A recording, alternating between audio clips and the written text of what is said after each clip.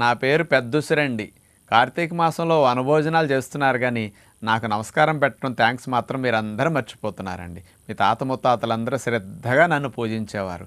మరి నేను ఎంత లాభం చేయకపోతే నన్ను పూజిస్తారో తెలుసండి? హయ్యెస్ట్ విటమిన్ సిని కలిగి ఉన్న ఆహారాన్ని నేనేనండి. మరి నాలో అనేక ఔషధ గుణాలున్నాయి.